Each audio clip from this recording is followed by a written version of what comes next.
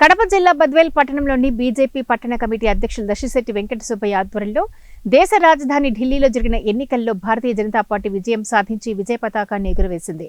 ఈ విజయానికి స్థానిక నాయకుల సంబరాలలో భాగంగా పట్టణంలోని కూరగాయల మార్కెట్ నుండి 4 రోడ్ల కూడలి సెంటర్ వరకు ర్యాలీగా వచ్చి సర్కిల్లో బాణాసంచా కాల్చి సంబరాలను చేసుకున్నారు.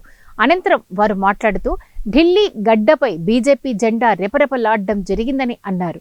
27 సంవత్సరాల తర్వాత ఢిల్లీలో బీజేపీ ప్రభుత్వం ఏర్పాటు చేయబోతుందన్నారు.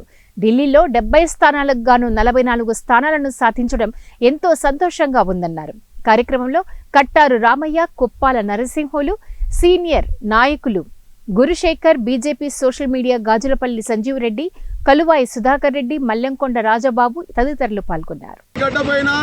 భారతీయ జనతా పార్టీ మన మాన్యశ్రీ మోదీ గారి నేతృత్వంలో ఈరోజు ఢిల్లీ గడ్డపైన భారతీయ జనతా పార్టీ అత్యధిక మెజార్టీతో గెలవడం జరిగింది.